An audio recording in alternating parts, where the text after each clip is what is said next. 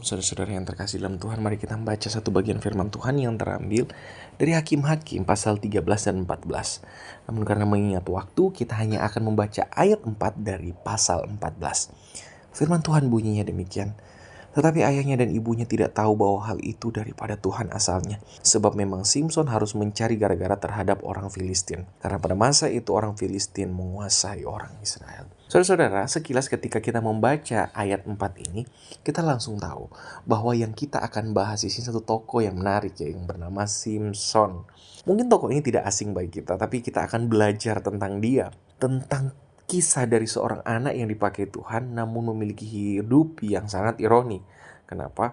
Padahal sudah diberikan Tuhan kekuatan supranatural dan hidup yang diperkenankan oleh Tuhan, roh Tuhan selalu hadir dalam hidupnya.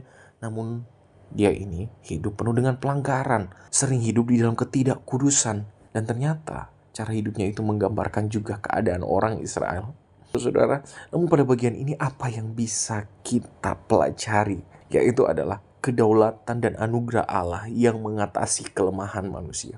Para teolog seperti Tim Keller dan Dale Ralph Davis sering menekankan bahwa kisah Simson adalah contoh utama bagaimana Allah bekerja melalui dan walaupun dalam kelemahan dan dalam ketidaktaatan manusia. Kita melihat ada anugerah Allah yang berdaulat di sana. Kelahiran Simson adalah murni inisiatif dan anugerah Allah. Orang tuanya mandul dan bangsa Israel tidak berseru bahkan kepada Tuhan. Tidak seperti dalam kisah Hakim-Hakim sebelumnya. Pada bagian ini, Allah bertindak sendiri karena rencananya, bukan karena jasa Israel. Di situ, malaikat Tuhan menampakkan diri 2 kali. Hal ini menegaskan bahwa ini adalah pekerjaan ilahi yang mutlak. Dan di sini kita juga akan belajar tentang alat yang mutlak rusak. Benar. Simson ini kelihatannya kayak mutlak rusak. Tetapi siapa sangka justru dia dipakai Tuhan luar biasa.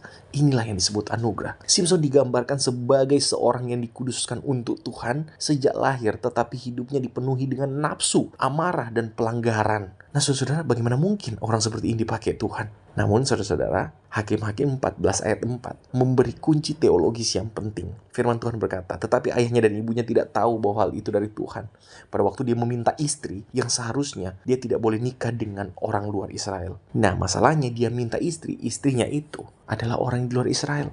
Namun kita perlu lihat, sambungan ayat itu menceritakan sebab ia mencari gara-gara terhadap orang Filistin. Wah ini ngeri, ini satu hal yang cari penyakit. Mari kita coba menafsirkan ayat 4 ini. Banyak teolog seperti bahkan John Calvin dan Matthew Henry itu menjelaskan bahwa ini bukan berarti Tuhan menyetujui dosa Simson, melainkan Tuhan dalam kedaulatannya yang mutlak mampu mengarahkan bahkan dosa dan kesalahan manusia untuk mencapai maksud dan rencana keselamatannya. Tuhan menggunakan nafsu Simson yang salah sebagai gara-gara kepada orang Filistin atau kesempatan untuk memulai menghancurkan kekuasaan Filistin. Pada bagian ini kita merenung. Allah tidak memerlukan pahlawan yang sempurna untuk melakukan pekerjaannya. Dia bisa menggunakan kita dengan segala kelemahan dan kegagalan kita. Inilah menariknya Allah.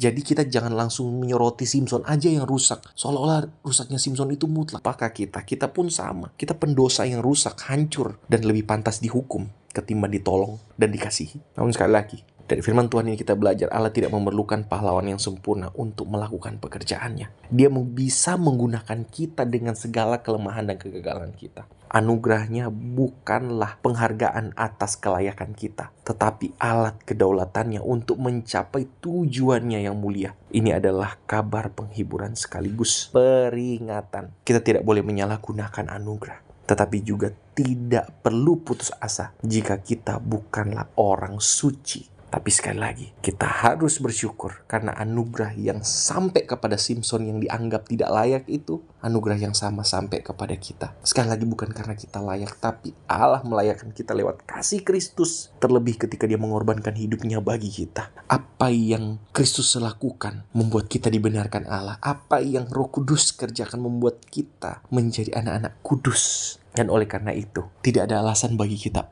untuk tunggu kudus dan suci dulu, baru mau melayani Tuhan, dan baru mau jadi berkat bagi orang lain. Panggilan kita adalah panggilan umat tebusan yang telah diselamatkan, disucikan, dan ditebus. Dan untuk itu, haruslah kita menjadi alat Tuhan yang efektif, menjadi berkat bagi sekitar. Kita satu dalam doa. Tuhan, terima kasih. Kami percaya kasih-Mu terhadap kami, dan kami percaya Tuhan yang akan memampukan kami menjadi berkat bagi dunia di sekitar kami karena kasih Kristus terlebih dulu atas kami. Amin.